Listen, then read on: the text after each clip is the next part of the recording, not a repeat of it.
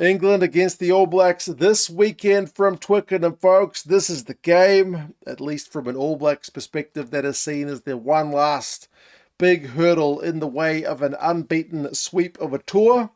Beat the Irish in the rematch in Chicago, kept the unbeaten streak alive against the Scots last week at Murrayfield. And now England at Twickenham, number 2 in the world against number 4. England would love to beat the All Blacks here. It would, I feel like, be a real statement of England under Borthwick, because they're on a hell of a good run as well, taking the next step up. And man, I've been looking at their stats, and there's plenty to like about this England team too, but it's been a while since they've beaten the ABs. We'll go through the squads, which have been named, some of the key kind of stats in areas where we should be looking at, the predictions. You guys can let us know your thoughts on how this one is going to go. England squad, which they named early, and you feel like they're going to kick just quietly. I mean, they've gone with George Ford at 10, and admittedly he didn't do as much kicking as Alex Mitchell did in their game against the Australians, and they've kind of reined in their kicking a little bit the last couple of weeks compared to recent tour of Argentina, Six Nations. Borthwick's boys have been kicking it a bit less, but I will be mighty surprised if they don't up the kicking game against the ABs. The All Blacks have to be one of the weakest teams under the high ball at the moment. We are struggling to catch them. And you've got Freddie Steward at fullback, who doesn't really kick, but boy, is he a big lump of a dude. And he can chase high balls for days. You got Tom Roebuck, who did a stellar job against the Australians doing exactly that. So why wouldn't you kick? You play Mitchell and Ford at 9 and 10, which they've done. Ford's back in, Roebuck's back in, Steward's back in. Surely they kick the leather off the ball. If they're under 30 kicks, I'll be surprised. We'll see. Maybe Stevie will prove me wrong. Baxter, George and Hayes. So a couple of changes to the front row with Baxter, who's been a bit of a tackling machine. He's back in, and Jamie George, the veteran, there as well. Maro, Itoje back to the starting 15 this week as well after riding the pine last week, which is an unusual spot for Maro, but he's captain. He's starting. He'll be leading from the front. He'll be looking to disrupt All Blacks line-out ball, get some dominant tackles going. I think they're going to miss Ollie Chisholm. Alex Coles is starting. I think they're going to miss Chisholm. Chisholm's been their main operator at line-out time for a couple of weeks now. Big physical guy, I like him, but he's out. So Coles being there is all right, but I feel like you would have liked Chisholm there. Guy Pepper, Sam Underhill, and Ben Earl. That's a pretty hard working back row. They've not really gone stupidly tall kind of height. Like if you remember the Scots last week played Gregor Brown, kind of a lock loose forward hybrid against the ABs there. I'm not saying these English guys are small, but they've not gone with shifting Maro to number 6, which they haven't done for a long time, kind of thing. So Guy Pepper, hard tackles, turnover, harder tackling than Sam Underhill? Probably not. Sam Underhill's an absolute beast with his tackles, and then Ben Earl, who's been everywhere for England in their last 2 weeks. He's had the most carries of their last 2 games. So they rely a lot on Ben Earl and his work rate defensively as well. Already mentioned the 19 combos, Mitchell and Ford, Dingwall and Lawrence. Dingwall, he's Mr. Reliable, isn't he? But he's had a couple of moments in each of the games that he's played, which have kind of been not the highlights you want to be highlighting. Like he had an intercept, and I feel like he had another bit of a clanger, but I still rate him to be that kind of glue at number 12, and then Ollie Lawrence with the big tackle bust at 13. I like that midfield. There's no Tommy Freeman for this one, which is unfortunate. Would they have played him on the wing or in the midfield?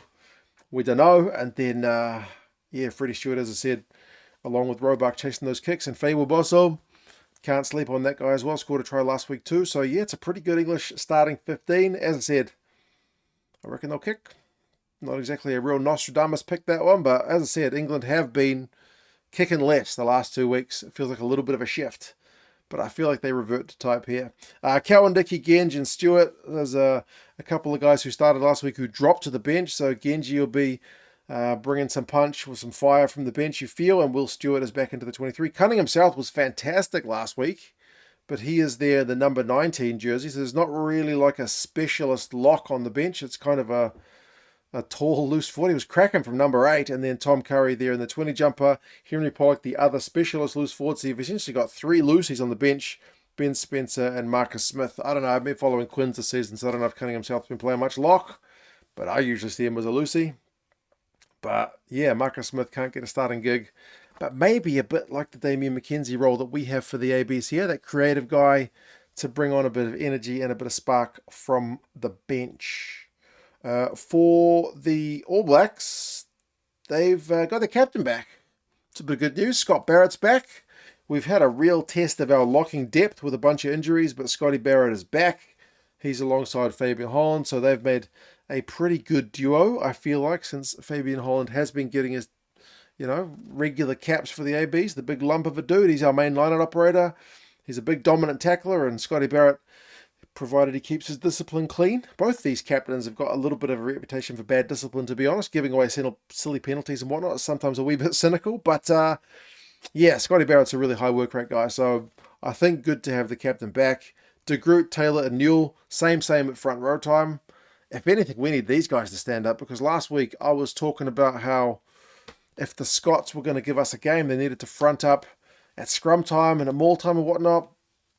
All Blacks couldn't get dominance there. I rate this All Blacks forward pack, but they've been proven to be second best against the Box, which was not, there's no shame in that. The Box have been doing that to everybody, but like in the Rugby Championship, when we won our first game against Argentina, it was all scrums and mauls. I felt like that was a big weapon in our arsenal, but it seems to have been losing a bit of power as our backs have actually started to click. I want to have both, please. But those are the front row guys. Simon Parker's back in. He's kind of a big lump of a mongrel at number 6. They didn't play him last week. They rested him, I think, with an eye on England, thinking England was going to be a game where you need a bit of that. You need a bit of that kind of enforcer, physical, big hitter guy at number 6. Ardie Savea is number 7. He is our miracle man. He's got turnovers galore. He's got carries and tackles.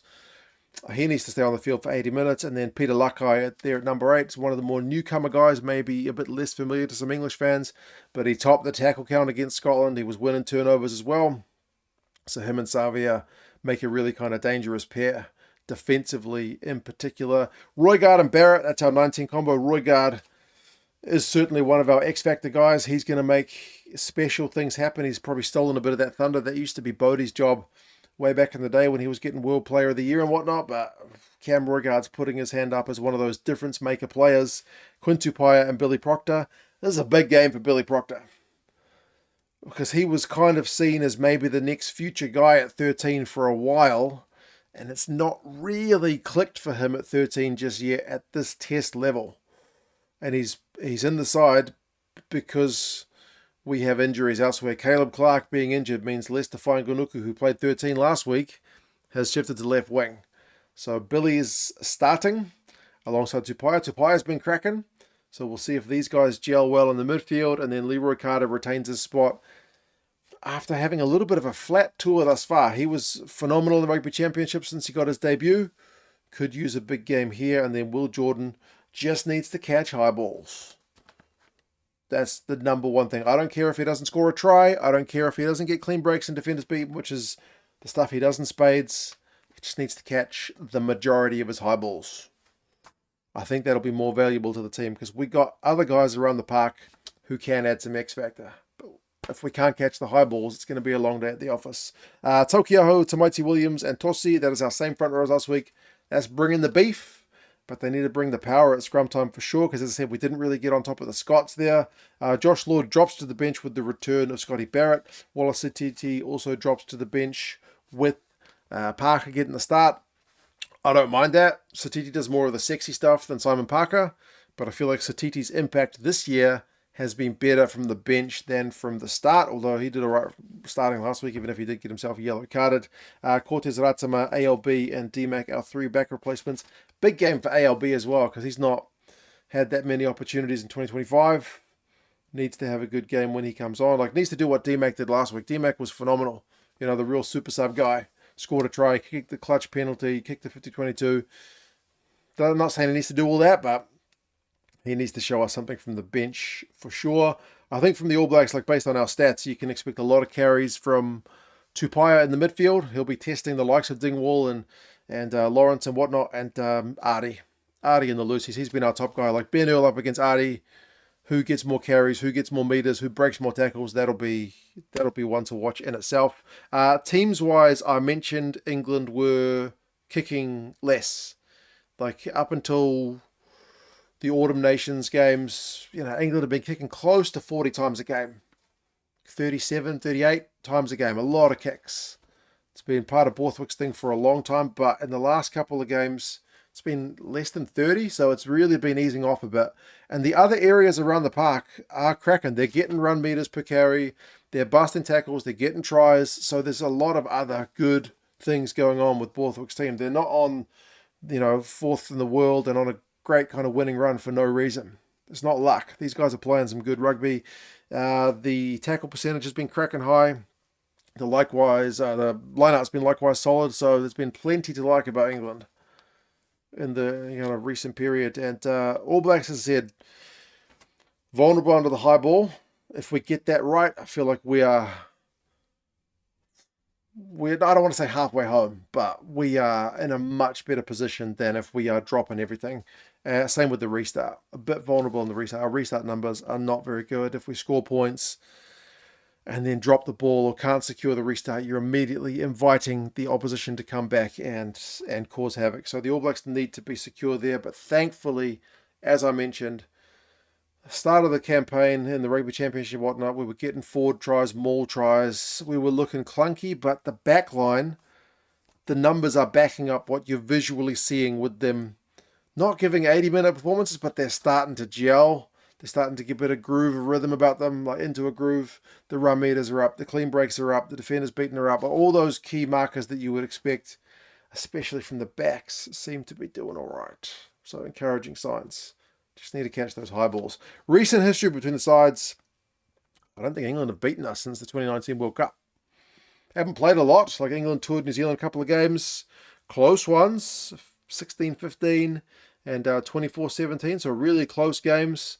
England weren't at the same level then that they are now. But they still pushed the All Blacks really close. There's been a draw there as well, 25 apiece. And then the All Blacks got a 2-point win last year. So there's been a heap of close results. The average score is like a point in it. And because England won that World Cup game, if we're looking at the last five, by a pretty substantial margin, 19 points to 7, the average score is actually 20 points to 19 to England. The bookies have got this one pretty much at evens. Maybe half a point favourites with the ABs, but they're pretty much saying this one's a coin toss. The Rugby Forecast algorithm is going with New Zealand, but only by 3 points, which again is more or less a coin toss. So this one should be one of the games of the weekend. Two really good teams, both on decent recent winning runs. All Blacks beat the Wallabies a couple of times, beat the Irish, beat the Scots. So we're coming into this one pretty nicely. England have had a couple of wins in the autumn and finished the Six Nations pretty well. So yeah, should be a really quick one. Twickenham, 3:10 local time. That's 4:10 for us here in NZ in the morning, which is not an ideal time to be getting up to watch rugby. But hey, 4 a.m. better than 2 a.m. So we'll take that. Andrea Piatti to get another big game. Geez, he's getting some big games this year. He is definitely on World Rugby's fast track in terms of refereeing appointments. Old Andrea Piatti. But anyway, you guys let us know your thoughts. Do you think New Zealand are favourites, or do you think England, with the form that they're in, will get it done with that Twickenham crowd behind them? If you haven't subscribed to the channel, I'd love to have you along. Please feel free to do that. Otherwise, take care of yourselves, folks, and I will talk to you again soon. See you later.